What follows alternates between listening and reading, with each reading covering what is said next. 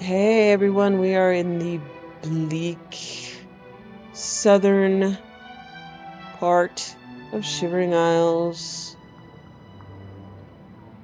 This is the dementia section. We're headed down through Shallow Grave and Mad God's Boot to Pinnacle Rock.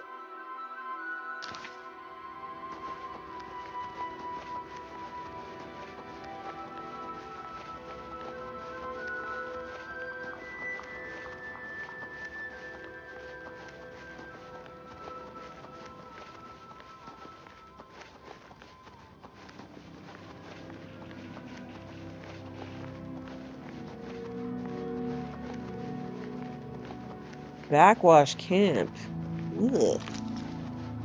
So I'm going to at least swerve by and try to pick up some of these locations, whether we do much in them or, we might get attacked. But I just want to pick up some portal spots along the way.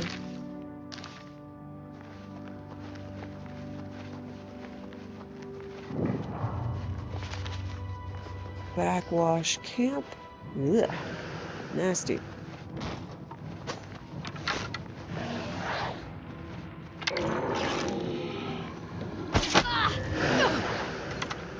Zealot Matriarch. Ooh. Alright. Time for a frost atronach.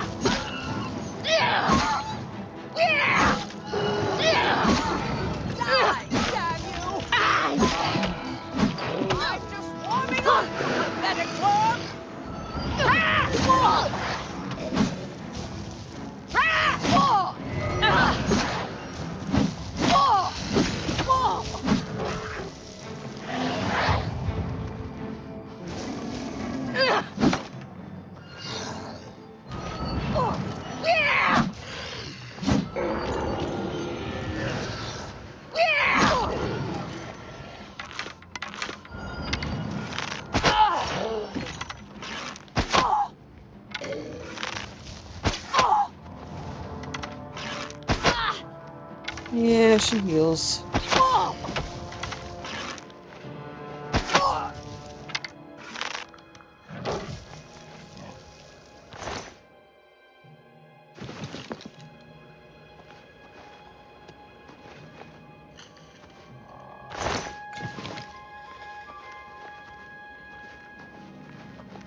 Oh, okay, that is, yeah, it's really just a camp. It's just a platform.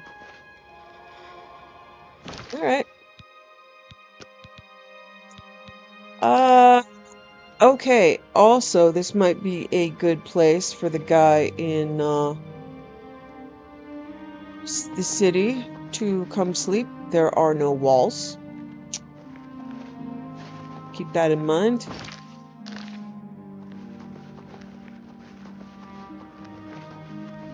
Being crazy doesn't have to make sense, but it can be very specific.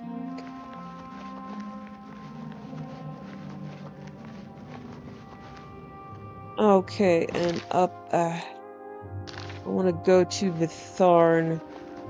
I believe we've read about Vitharn. It's probably one of the ruins that was mentioned by the crazy guy who doesn't appear to actually be crazy, talking about the ages of some of these places.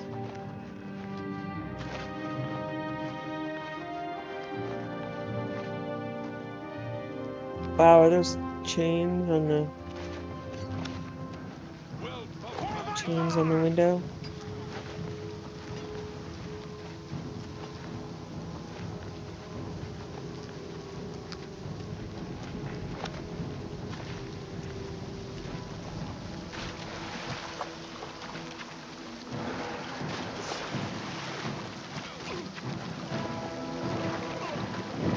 Oh wow, yeah. Look at the chains. That's cool. My heart shall fall. Heathen. I don't even know what are we fighting here? Heathen. Heathen. Well, I can't Heathen, aim will at of any of that. Vythorn is doomed. Vythorn shall fall. Vythorn shall fall. Vythorn is doomed. Vythorn is doomed. Heathen. Whelp of Vythorn. Whelp of Vythorn. It says ghosts, but I can't actually see any of them. Vythorn So shall fall. Heathen. Whelp of Vythorn. Heathen. Heathen. well, Whelp of Vythorn. Whelp of Frost Vythorn. Afternock's doing a pretty good Vythorn job shall of knowing fall. where they are. Vythorn is doomed. Okay, says there's a person Vythorn here. is doomed. Heathen. Vythorn shall Kinda fall. saw. Vythorn shall fall. Okay, I'm Vythorn just gonna shall keep fall. punching Whelp forward of here. Vythorn. Heathen. Vythorn shall fall. Vythorn is doomed. Vythorn shall fall. It really surprises me that they redid this game and they did not redo any of the, like, spamming of screaming during battle. I mean, guys, shall fall. Heathen. Whelp of Vythorn. Vythorn shall fall.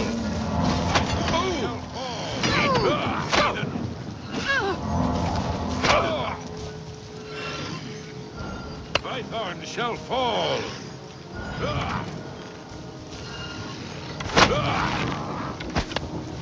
Vythorn shall fall.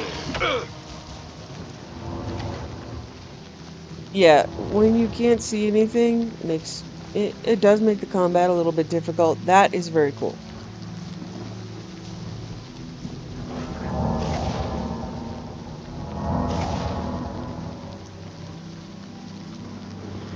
But yeah, the spamming of the same comment is not a good creativity choice. Okay. That's Vythorn. I don't... With some of this stuff, I don't know if I'm coming back if there isn't a quest. Because there isn't much to the stories in some of these places. Wow, that's the cool effect. The purple on the trees. I like that.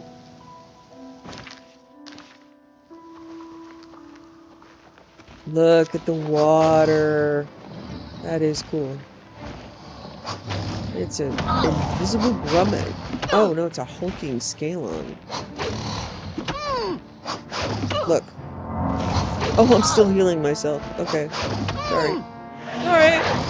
Meant to do that.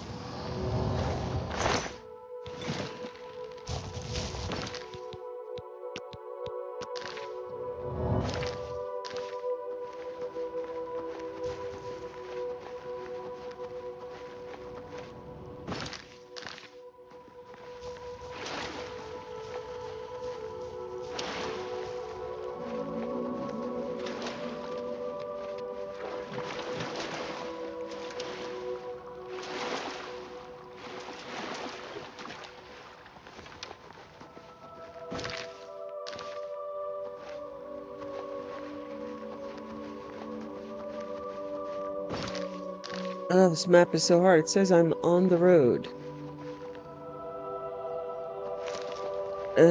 Am I roading? I can't tell.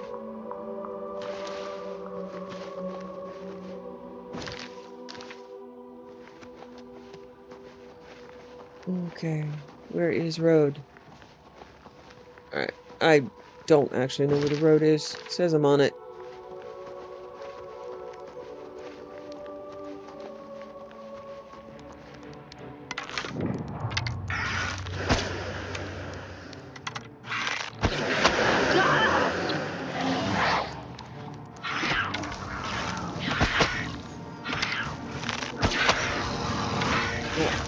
Frost Astronaut definitely makes a good tank.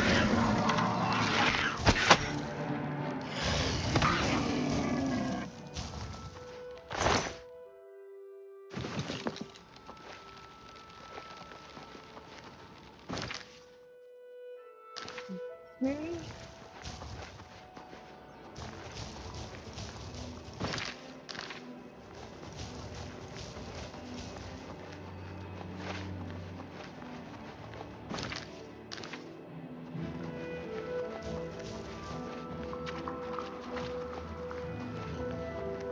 Corpse Rot Passage. Yee. You look like a gnaw. Yup.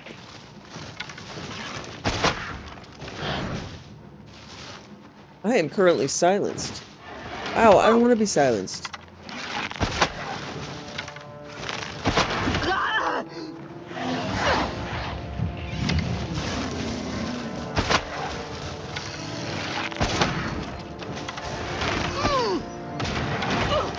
You're definitely doing better on damage. That's good.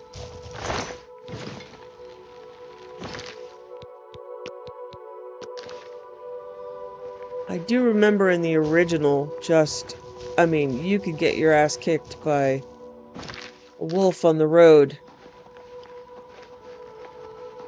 Okay, I think I found the road, upon which there may be wolves.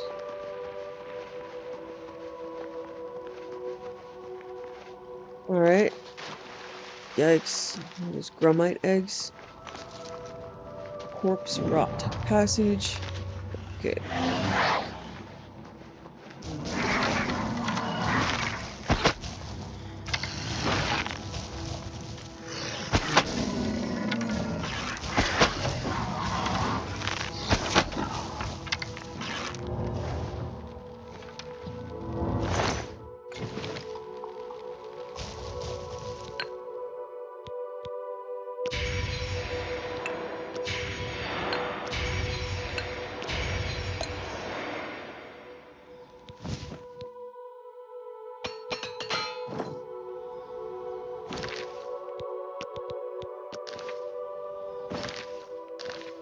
So, in a completionist sense, I probably would want to do all of the content, but, part of the... Oh, I don't want to go anywhere near that. Part of the issue is that many of the delves, the dungeons, don't have any story and very likely are repetitions. So if you go into one Iliad ruin, it's going to be... You're mostly there for loot. There isn't any story, there aren't any books or, and this being a lore run, it's not really necessary to do every place. Oh, I hate you guys and your silence. But it's nice that you stand there and let me kill you. Oh wow, as soon as I am unsilent, as soon as I can do something, they silence me again. But that seems to be the majority of their attacks. And my bow is finally doing some actual visible damage. Now, it might, again, be that, this is just stuff on the road, not stuff in main story dungeons. Because those flesh astronauts were tough. Okay, coming up on the quest point.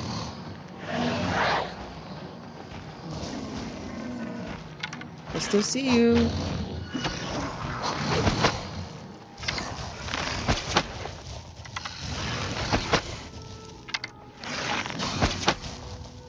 Yeah, there's just something really weird with the combat in this. I mean, it just stands there and doesn't fight back after a while. It's very odd.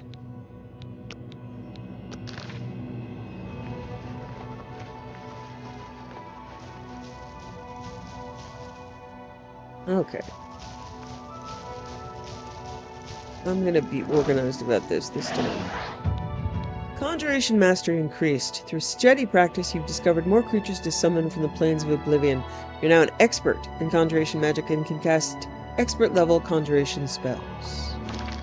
Well, let's see what I got. Alright.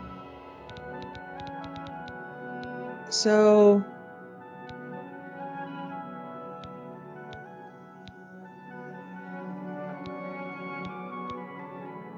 Oh, okay. I don't have enough magicka now.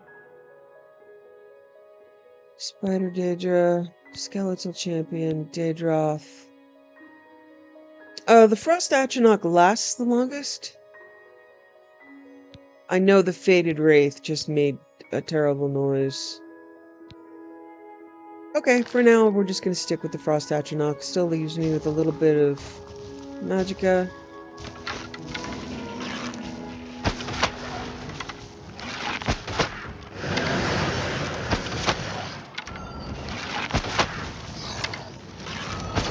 Boy, they move slowly, huh?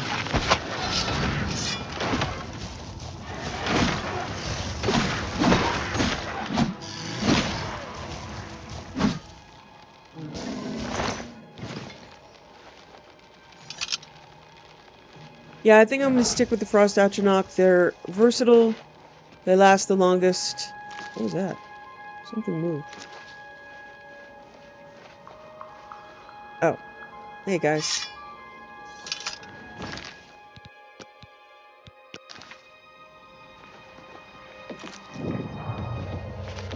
Thank you for coming. I apologize for summoning you. The blame is mine.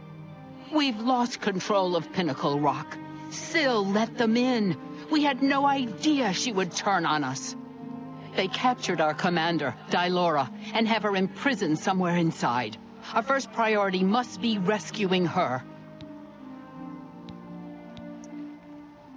Where's Dylora now? Syl had called her aside, separating her from the group. She meant to divide our numbers when order entered, making us easier targets. They imprisoned Dylora somewhere within Pinnacle Rock. If they killed her, she could return to us, so they keep her hostage. If we follow the waters of the wellspring, we will surely find her. What kind of opposition is there? Syl let them in. More than I could count. It was all we could do to fall back and regroup out here. We must free Dylora as soon as possible. She will know what to do.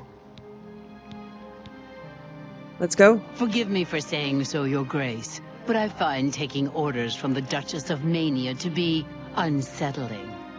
You are the only remaining Duchess, which is a situation quite unprecedented. Normally, you would never be permitted to pass within Pinnacle Rock.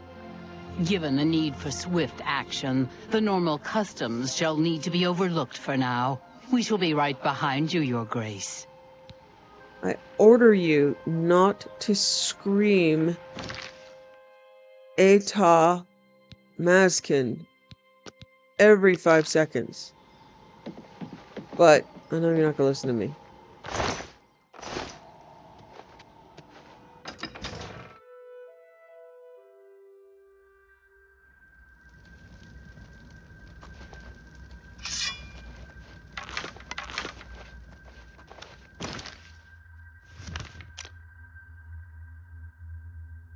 Okay, huge place, no idea of where to go, so we'll just do some exploring.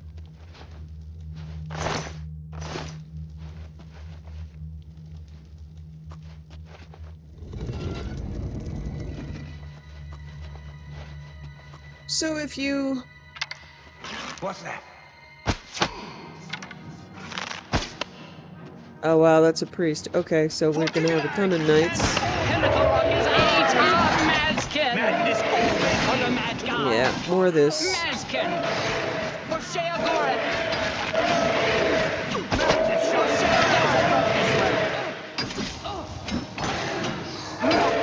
Yeah, it's gonna be hard for me to even target one of these guys without hitting an ally. And now my own Froster Atronach is trying to kill me.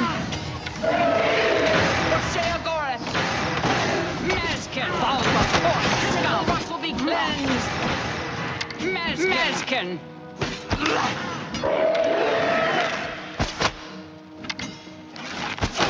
I serve the Lord of Order! Sheogorath! Fall before me, scum!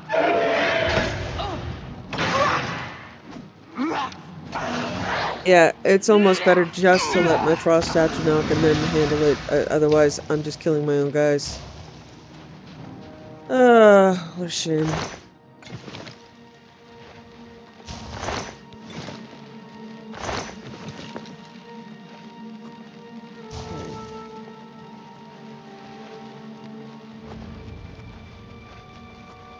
If you play Skyrim,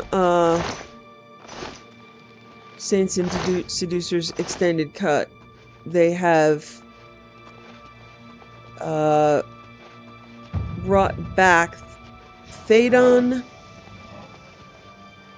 Dylora, and they made the leader of the Orioles Stada, who is in Morrowind. She's a named Oriole that you have to kill in order to get Azura's Star. What is this?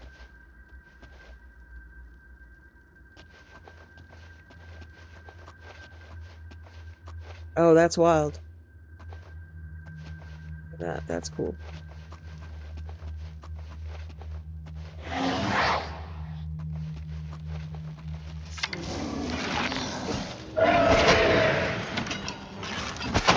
So again,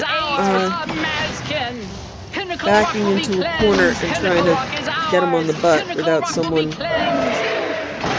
interfering.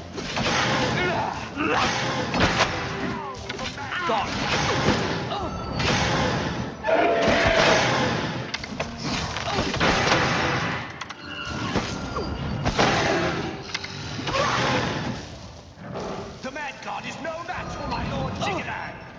Order taken. For Sheogorath. Pinnacle.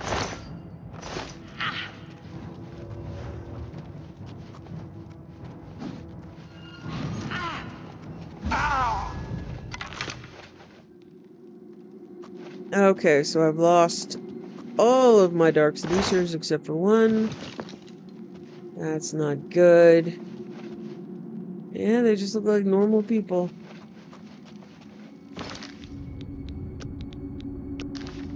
So I believe she dies too, but she'll just get back up off the floor.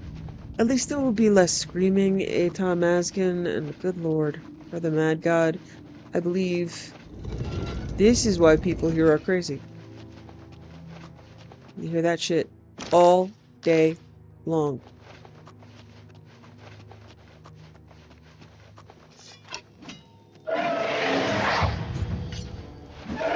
Pinnacle Rock will be cleansed.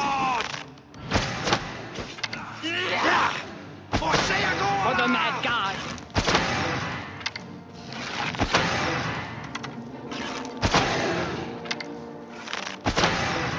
You guys gonna do anything about this? Oh, see, they're not aggressive. Oh, and I'm still in stealth. Apparently it can't see me. Okay. Interesting.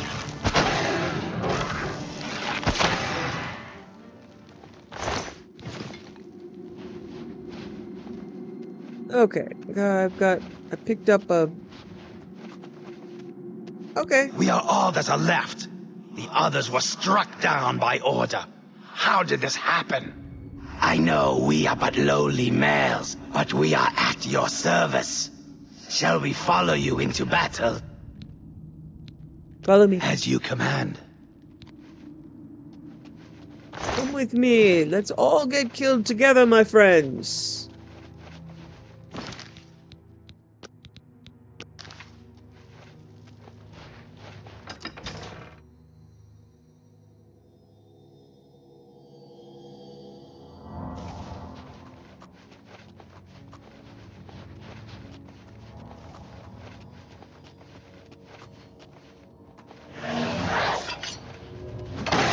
Fall before me, scum!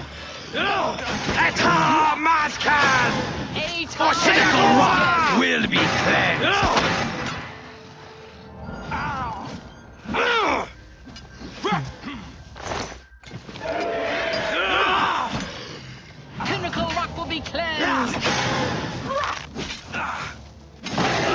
For Sheogorath! For the mad god! For Sheogorath! For Sheogorath!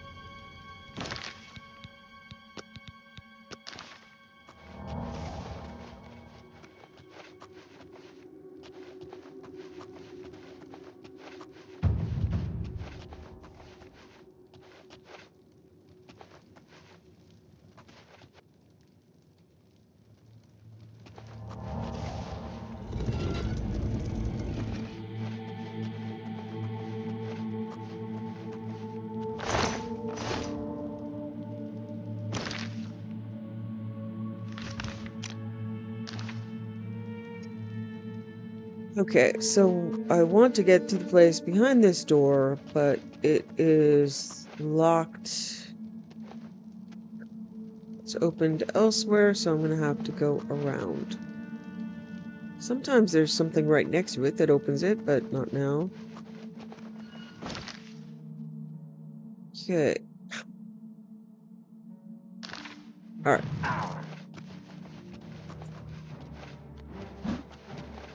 Why are you guys fighting each other? Oh, because you are a priest of Ordos. Oh, okay. Sorry, it's dark and you're all wearing, you know, dark stuff. Pinnacle Rock will be cleansed! Did you think to hide? For the mad god! For the mad god! For the mad Pinnacle Rock will be god! cleansed! Pinnacle Rock is ours! Pinnacle Rock is ours! For Sheogorath! Atar Mazkin!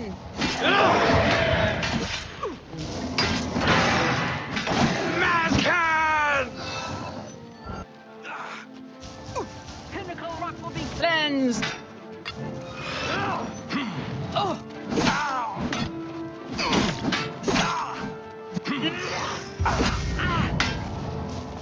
Oh, sorry. Fall before me, Yep. scum! Sorry. Mazkin! For the mad god! Yeah, now she's trying to kill me.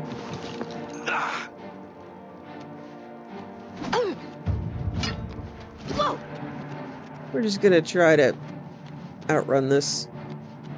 Ah.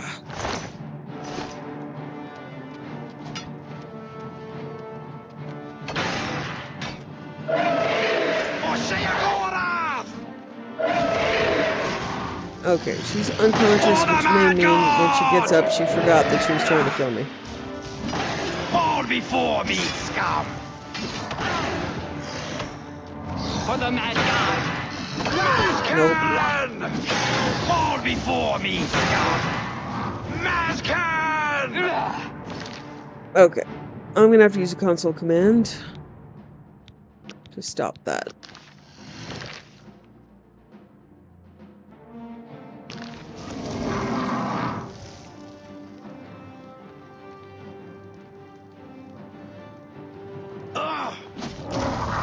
For the mad god! Atar Mazkin! Okay, I'm gonna wait. Okay. For Sheogorath!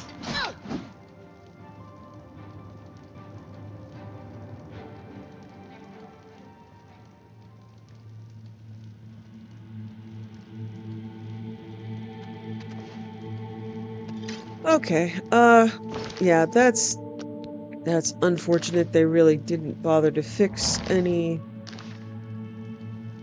really obvious glaring issues. with buggy combat.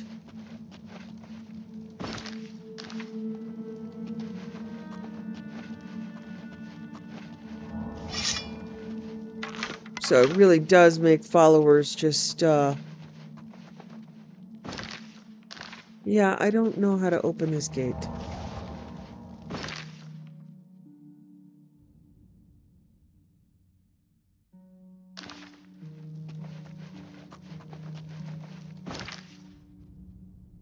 See if there's anything up here that I can use to open or travel. Okay, good.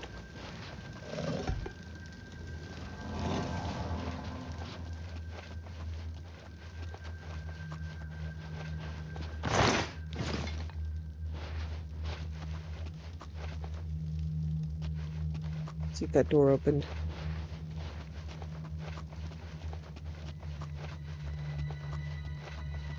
Okay, good.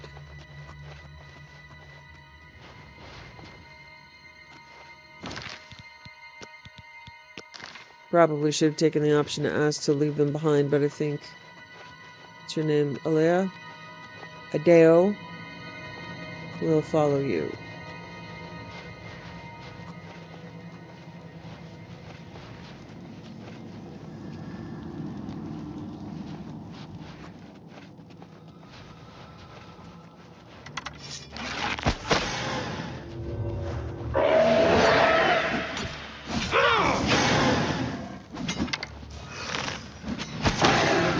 Pinnacle Rock will be cleansed. Sheogorath!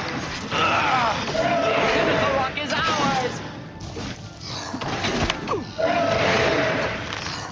Fall before me, scum!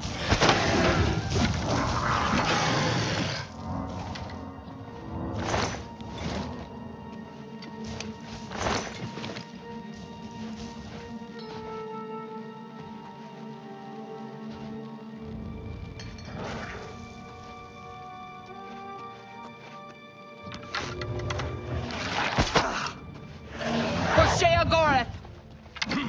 For the Mad God! Pinnacle Rock is ours! Pinnacle Rock is ours!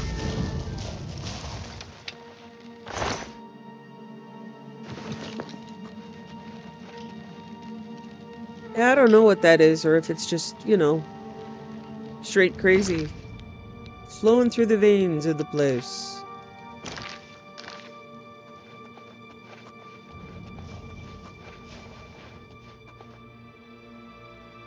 It's a key.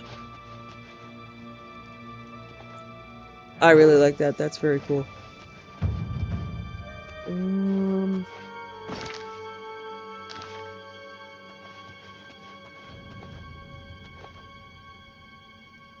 You must set me free. The barrier can't be broken by you. It's too tough. Use the chime. Ring the chime, and that may shatter it.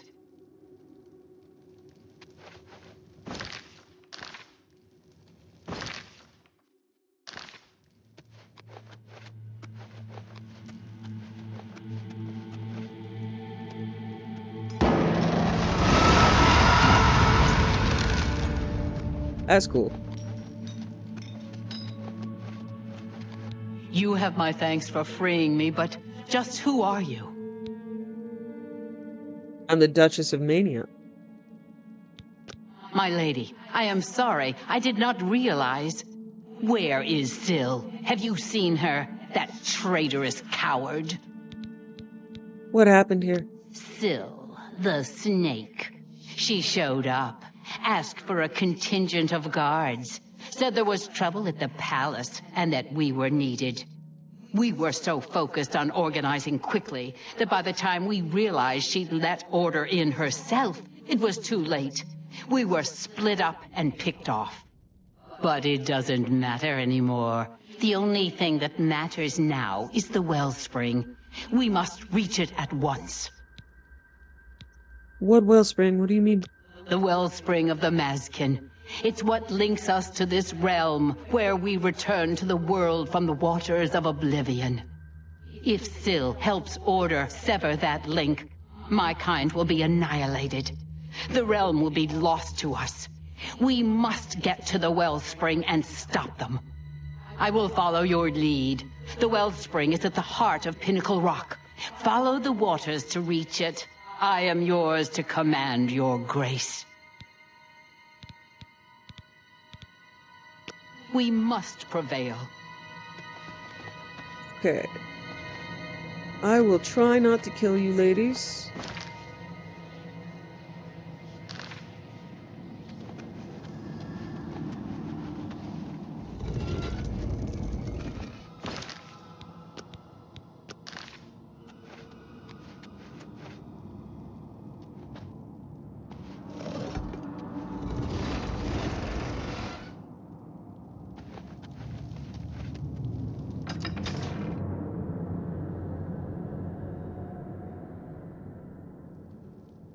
No, the wellspring. They've stopped it up. You must make it to the wellspring and let the waters flow. Oh. Something's happened to the wellspring in the Maskin and Pinnacle Rock. I need to proceed on my own to restore it. Oh, well, best outcome, really, ladies. I mean, no offense, but you guys are terrible, screamy people. I like that. That's cool. Just me and my frost astronaut. Me and my astronaut. Strolling down the horrible ruin.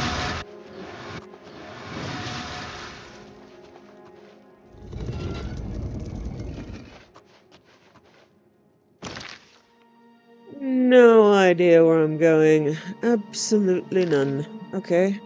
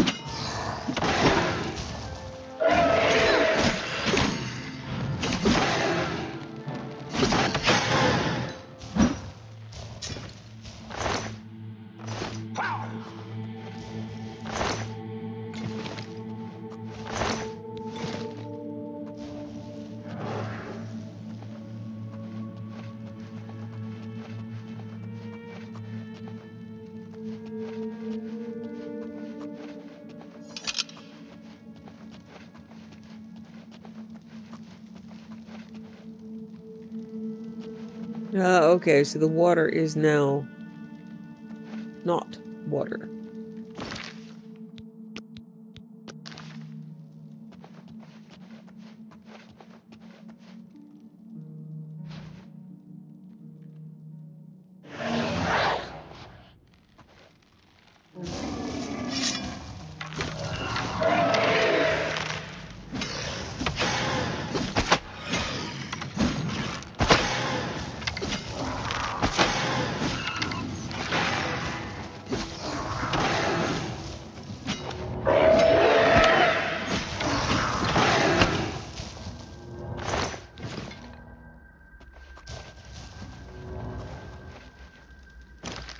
Yay!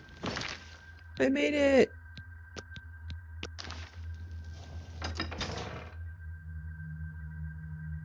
I'm gonna strangle her with her own dress.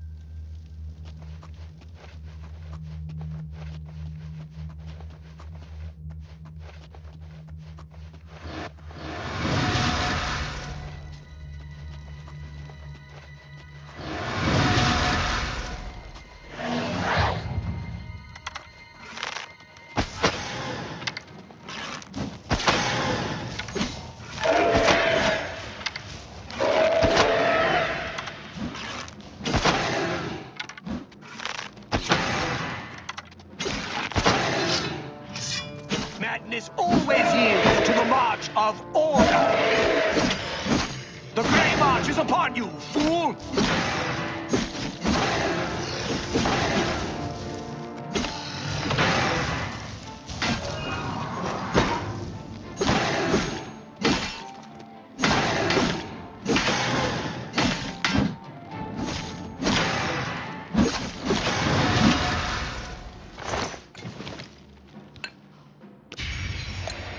Did you think to... Where are... One of the Mad God's minions!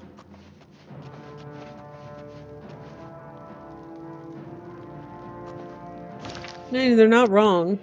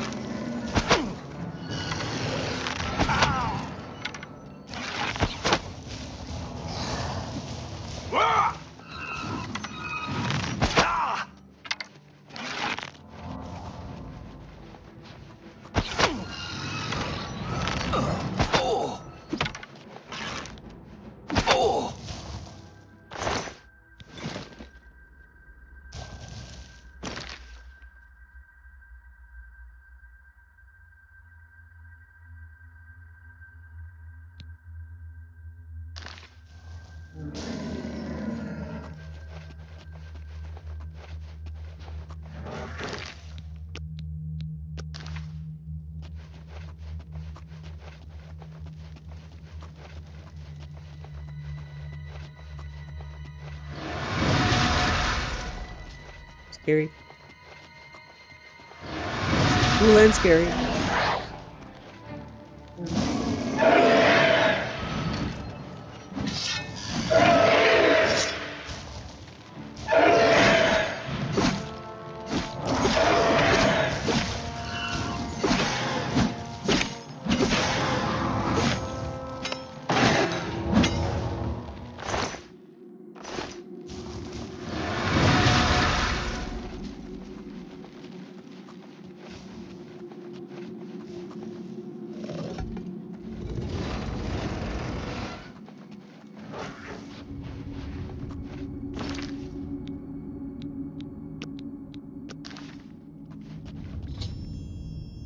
Located the wellspring of the mask, and it's covered in order crystals. I'll need to destroy them to restore the wellspring. Okay, is there a chime around here somewhere?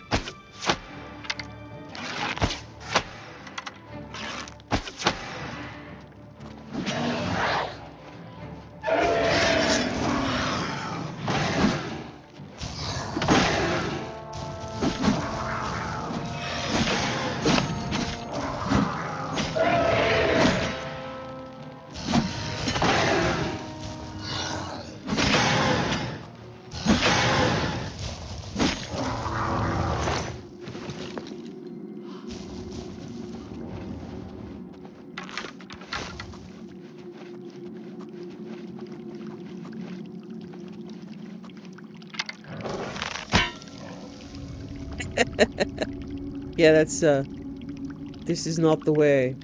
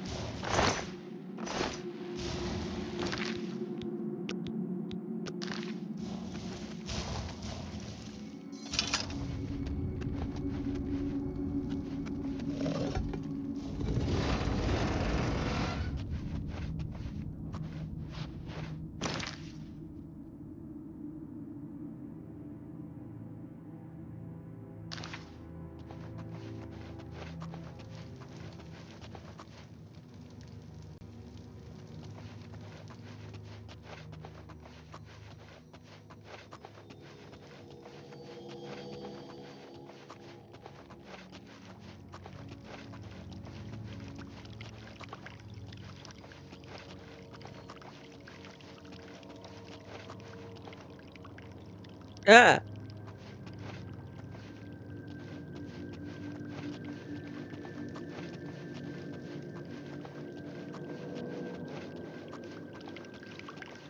Okay, I'm not sure how. You know what? Let's see if we can summon Haskill, who might give me some advice. Yeah, I don't see a chime anywhere.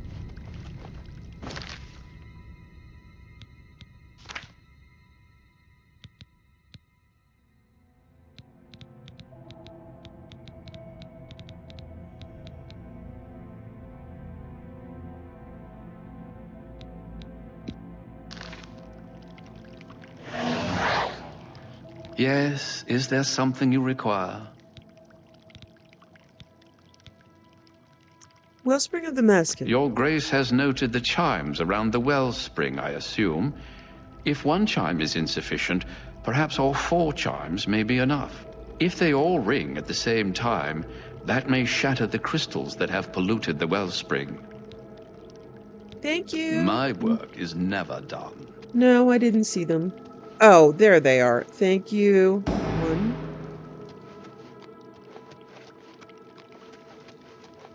2, 3. They look like curtain.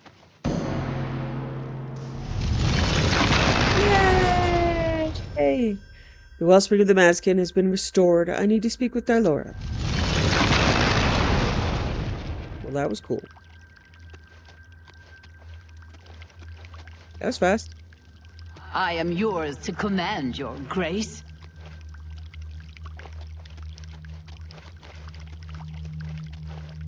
The wellspring is restored. You saved us. We are forever grateful, Your Grace. Please, allow me to teach you this spell, so that you may summon our kind to you in times of need. Also, accept this gift of armor. It is the least I can do to show thanks for your help. What about Syl? No sign of her yet. We'll do our best to track her down and deliver her to Lord Sheogorath for a fitting punishment. The traitor must be brought to justice. What happens now? Our warriors will scour the halls of Pinnacle Rock, removing any last elements of opposition. Then, we will immediately return to our duties. Then I shall take my leave. Indeed. Lord Sheogorath will be anxious to hear of your victory, I am sure. Mad God's blessings, Duchess of Mania. Blessings, Dark Sister.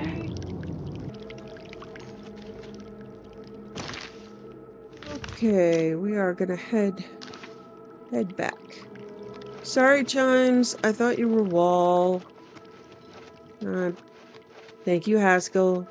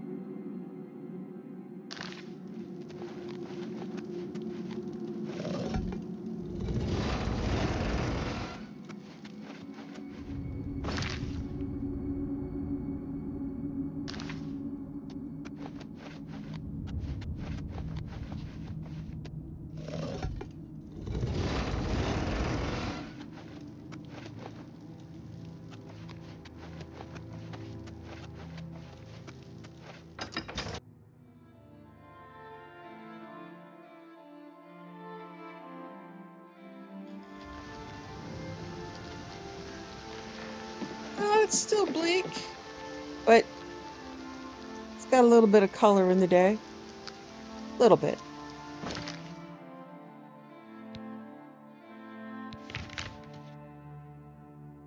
Back to the palace.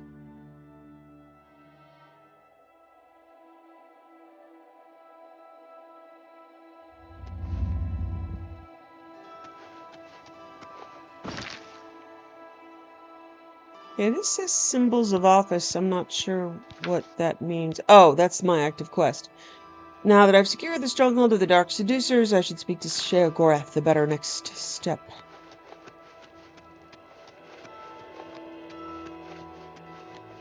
Mad God's...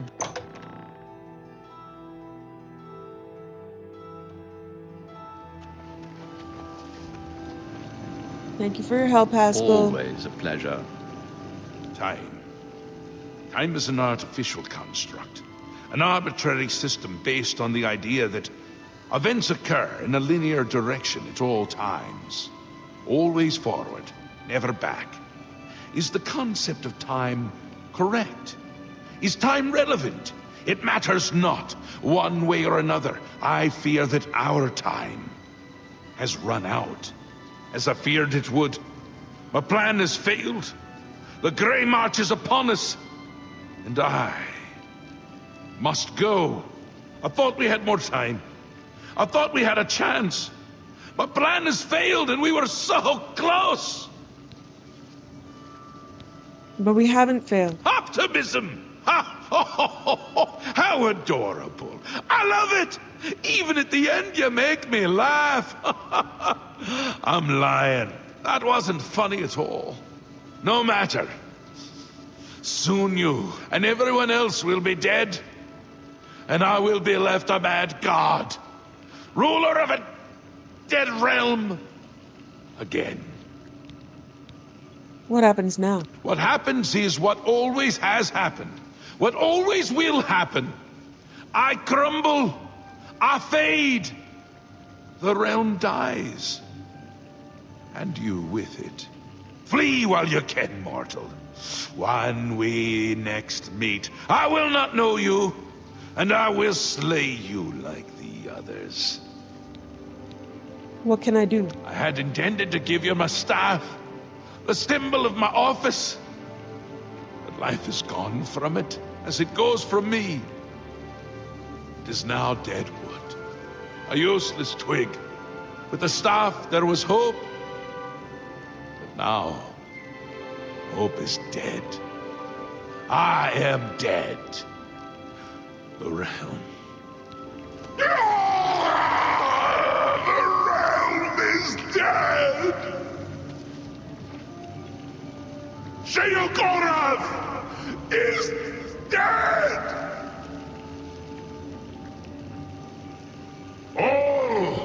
shall crumble before Sheogorath!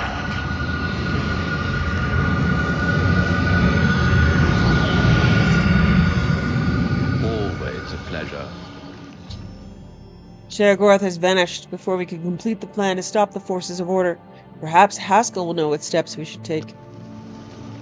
Well, that was disturbing, Haskill. He is gone, but hope is not lost. We have a rare opportunity here, but I hesitate to do what must be done. If the Throne of Madness remains empty when Jigalag storms the palace, he will prevail. But there is a chance that the throne may not be empty. What do you mean? You will sit on the throne. It has always been Sheogorath's intent for you to be the new Mad God. But I'm not a Daedric prince. True, but perhaps you can hold the throne, provided that you possess the proper symbol of office, namely the Staff of Sheogorath. What must I do? Unfortunately, when Sheogorath faded, the power of the staff faded with him. It must now be remade. The staff is the symbol of power in this realm. He who rightfully holds the staff may hold the throne of the Shivering Isles. You know, However, she? the secrets of its construction are lost. You said there was hope. That which is lost can be found again. There is one being in the Shivering Isles who may be able to assist you in the construction of a new staff. The ruins of Knife Point Hollow once served as a great library. There you will find a door. Behind that door you will find the answer you seek. Although I hesitate to guide you towards this path, the secrets of the past will surely aid Jigalag, but I fear that we have no other choice. Be mindful of what you find there. The library is a thing of order, and it will still serve that end. Take this crystal. It contains the power to open the sealed door. Inside, you will find the final remnants of the library. My work is never done. Do your best, Haskill.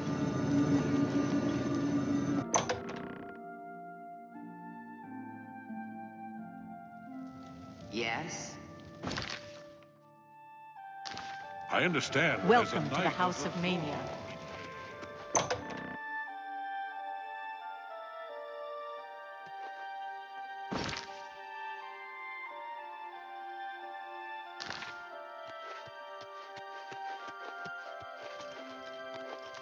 She really loves it here. I mean, she doesn't think she's crazy. But how many crazy people think they're crazy? I mean, nobody's actually told me that I'm crazy. But she likes the same things that the prior, maybe not the green moat so much. She likes painting and art, good books.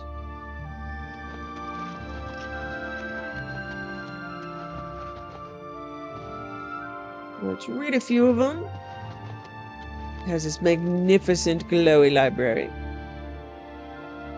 The Black Arrow, Volume 1. I was young when the Duchess of Woda hired me as an assistant footman in her summer palace.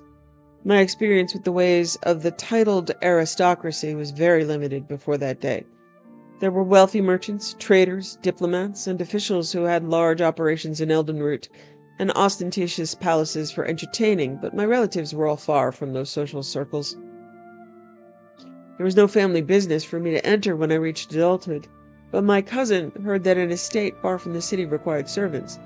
It was so remotely located that there were unlikely to be many applicants for the position. I walked for 5 days into the jungles of Valenwood before I met a group of riders going my direction. There were 3 Bosmer men, 1 Bosmer woman, 2 Breton women, and a Dunmer man, adventurers in the looks of them.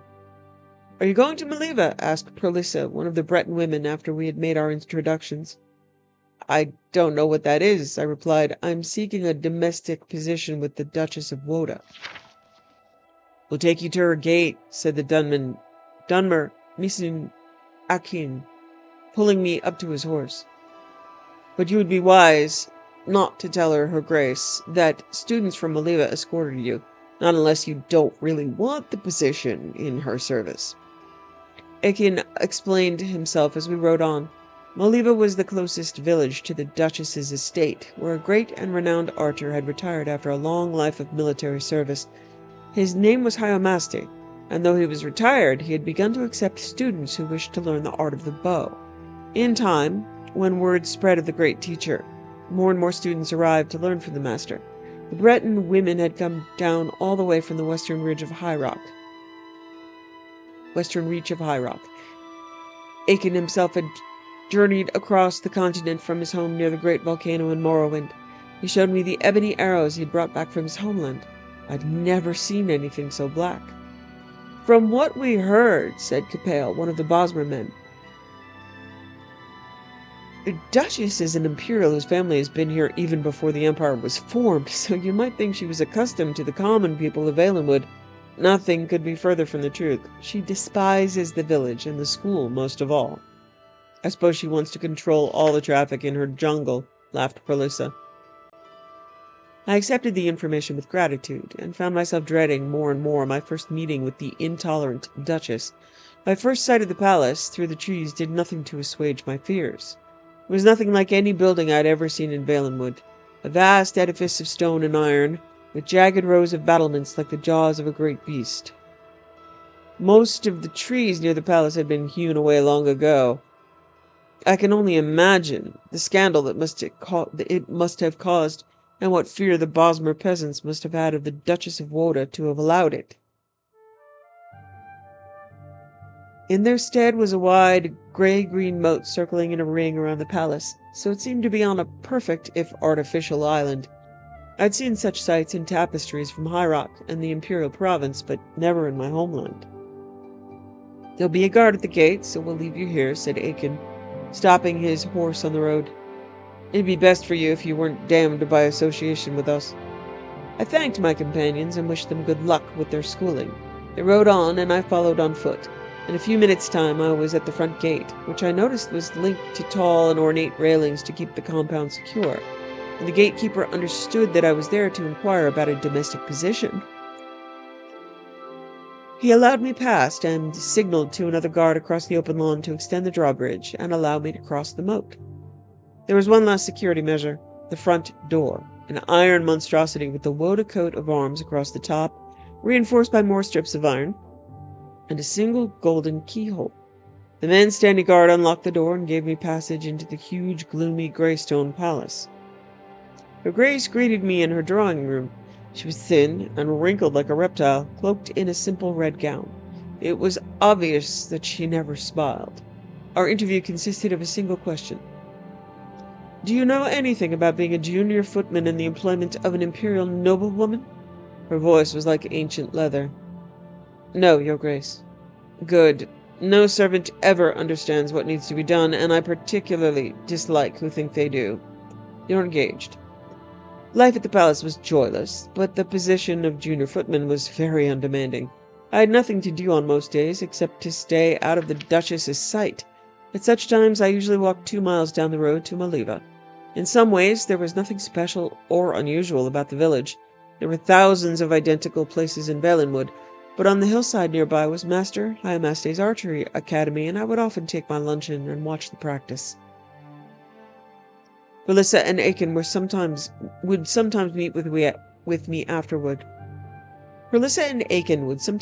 with me afterward. With Aiken, the subjects of conversation very seldom strayed far from archery. Though I was very fond of him, I found Perlissa a more enchanting companion, not only because she was pretty for a Breton, but also because she seemed to have interests outside the realm of marksmanship. There's a circus in High Rock I saw when I was a little girl called the Quill Circus, she said during one of our walks through the woods. They've been around for as long as anyone can remember. You have to see them, if you ever can. They have plays and sideshows, the most amazing acrobats and archers you've ever seen. That's my dream, to join them someday when I'm good enough. How will you know when you're a good enough archer? I asked. She didn't answer, and when I turned, I realized that she'd disappeared. I looked around, bewildered, until I heard laughter from the tree above me. She was perched on a branch, grinning. I may not join as an archer. Maybe I'll join as an acrobat, she said. Or maybe it's both. I figured that Valenwood would be the place to go to see what I could learn. You've got all those great teachers to imitate in the trees here. Those ape men. She coiled up, bracing her left leg before springing forward on her right. In a second, she had leapt across to the neighboring branch. I found it difficult to keep talking to her. The Imga, you mean? Aren't you nervous up at that height? It's a cliché, I know, she said, jumping to an even higher branch. But the secret is not to ever look down. Would you mind coming down? I probably should anyhow. She was a good 30 feet up now, balancing herself, arms outstretched on a very narrow branch. She gestured toward the gate, just barely visible on the other side of the road. This tree is actually as close as I want to get to your Duchess's palace. I held back a gasp as she dove off the branch, somersaulting until she landed on the ground, knees slightly bent. That was the trick, she explained, anticipating the blow before it happened. I expressed to her my confidence that she would be a great attraction at the Quill Circus. Of course, I know now that was never to be. On that day, as I recall, I had to return early. It was one of the rare occasions when I had work of a sort to do. Whenever the Duchess had guests, I was to be at the palace. That is not to say that I had any particular duties except to be seen standing at attention in the dining room. The stewards and maids worked hard to bring in the food and clear the plates afterward, but the footmen were purely decorative, a formality. But at least I was an audience for the drama to come.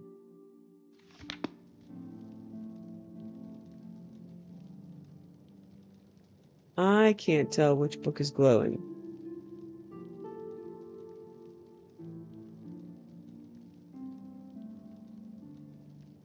I don't think I've read any of the brief histories.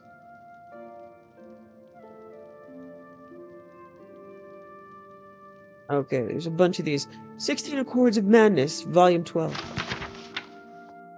Malakath's Tale. In the day before Orsinium's founding, the spurned orc folk were subjected to ostracism and persecution, even more numerous and harsh than their progeny are accustomed to in our own age.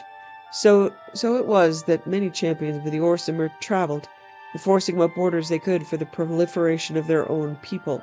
Many of these champions are spoken of yet today, among them the Cursed Legion, Gromma the Hairless, and the noble Emig Rokaira. This latter crusader would have certainly risen to legendary status throughout Tamriel had he not been subject to the attention of certain Daedric princes. Emig Rokaira was the bastard son of a young maiden who was killed in childbirth. He was raised by the shaman of his tribe, the Krilikamog, in the peaks of what we now call Nomar Heights. Late in his 15th year, Emig forged by hand an ornate suit of scaled armor, a rite of ascension among his tribe. On a blustery day, he pounded the final rivet, and draping a heavy cloak over the bulky mantle, Emig set out from his village for the last time. Word of his exploits always returned home, whether defending merchant caravans from brigands or liberating enslaved beast folk. News of the noble Orc Crusader began to grace even the lips of the Bretons, often with a tinge of fear. Less than 2 years after ascending to maturity, Grokaira was making camp when a thin voice called out from the thickening night. He was surprised to hear the language of his people spoken by a tongue that obviously did not belong to an orc. "Lord Kaira," said the voice, "tales of your deeds have reached the lips of many, and have reached my ears." Peering into the murk, Emig made out the silhouette of a cloaked figure, made wavy and ephemeral by the hazy campfire. From the voice alone he had thought the interloper an old hag, but he now decided that he was in the presence of a man of slight and lanky build, though he could discern no further detail. "Perhaps," the wary orc began, "but I seek no glory. Who are you?" Ignoring the question, the stranger continued, "Despite that, Orsimer, glory finds you, and I bear a gift worthy of it." The visitor's cloak parted slightly, revealing nothing but faintly glinting buttons in the pale moonlight, and a bundle was withdrawn and tossed to the side of the fire between the two. Emig cautiously removed the rags in which the object was swathed, and was dazzled to discover the item to be a wide, curved blade with an ornately decorated handle. The weapon had heft, and Emig realized on brandishing it that the elaborate pommel disguised the more practical purpose of balancing the considerable weight of the blade itself. There was nothing much to look at in its present condition, thought the orc, But once the tarnish was cleared away and a few missing jewels restored, it would indeed be a blade worthy of a champion 10 times his own worth. "Her name is Neb Crescent," spoke the thin stranger, seeing the appreciation lighting Grokaira's face. "I got her for a horse, and a secret in warmer climes, but in me old age, I'd be lucky to even lift such a weapon. It's only proper that I pass her on to one such as yourself. To possess her is to change her life forever." Overcoming his initial infatuation with the arc of honed steel, Emig turned his attention back to the visitor. "Your words are fine, old man," Emig said, not masking his suspicion, "but I'm no fool. You traded for this blade once, and you'll trade for it again tonight. What is it that you want?" The stranger's shoulders slumped, and Emig was glad to have unveiled the true purpose of this twilight visit. He sat with him a while, eventually offering a stack of furs, warm food, and a handful of coins in exchange for the exotic weapon. By morning, the stranger was gone. In the week following Emig's encounter with the stranger, Neb Crescent had not left its scabbard. He had encountered no enemy in the woods, and his meals consisted of fowl and small game, caught with bow and arrow. Peace suited him fine, but on the 7th morning, while fog still crept between the low-hanging boughs, Emig's ears pricked up at the telltale crunch of a nearby footfall in the dense snow and forest debris. Emig's nostrils flared, but he was upwind. Being unable to see or smell his guest, and knowing that the breeze carried his scent in that direction, Emig's guard was up, and he cautiously drew Neb Crescent from its sheath. Emig himself was not entirely sure of all that happened next. The first moment of conscious memory in Emig Grokaira's mind after drawing Neb Crescent was the image of the curved blade sweeping through the air in front of him, spattering blood over the virginal powder coating the forest floor.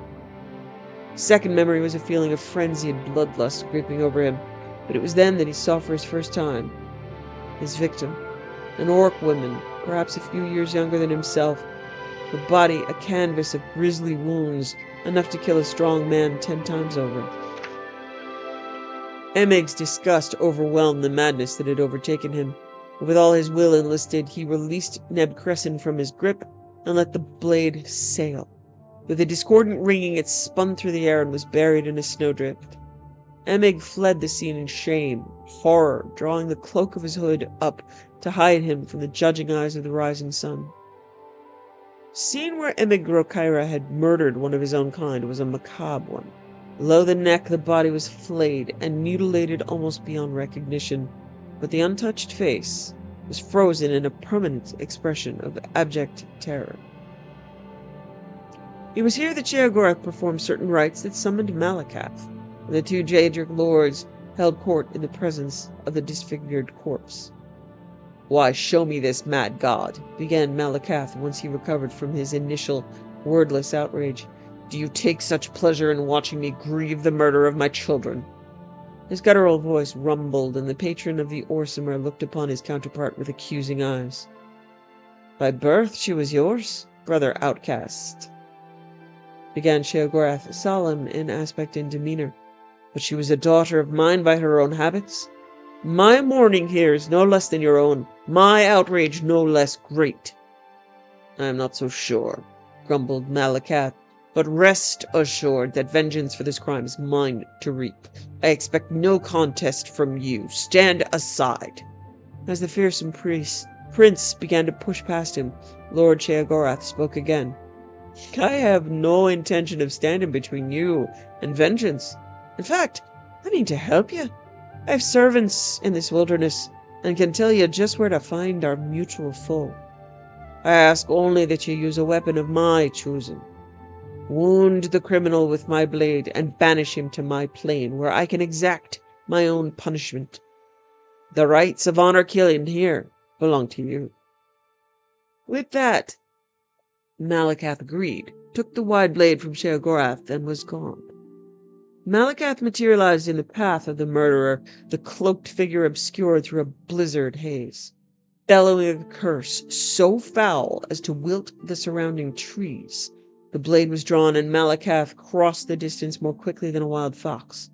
Frothing with rage, he swung the blade in a smooth arc which lopped the head of his foe cleanly off, then plunged the blade up to its hilt in his chest, choking off the spurts of blood into a steady, growing stain of red bubbling from beneath the scaled armor and heavy cloak.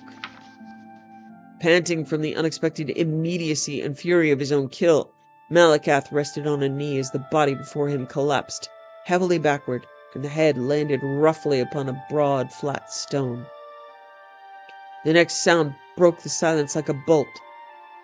I'm sorry, sputtered the voice of Emigrokaira. Malakath's eyes went wide as he looked upon the severed head, seeping blood from its wound, but somehow kept alive. Its eyes wavered about wildly, trying to focus on the aspect of Malakath before it.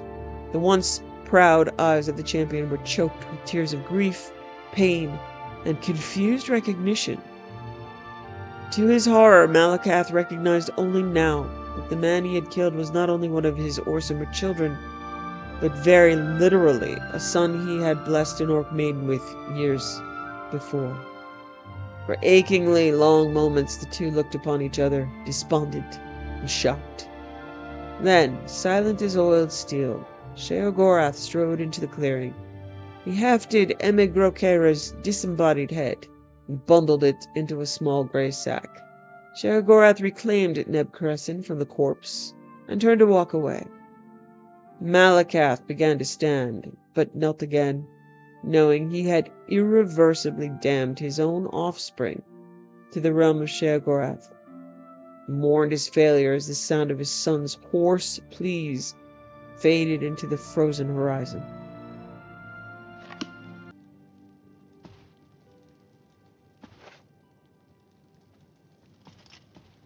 Okay.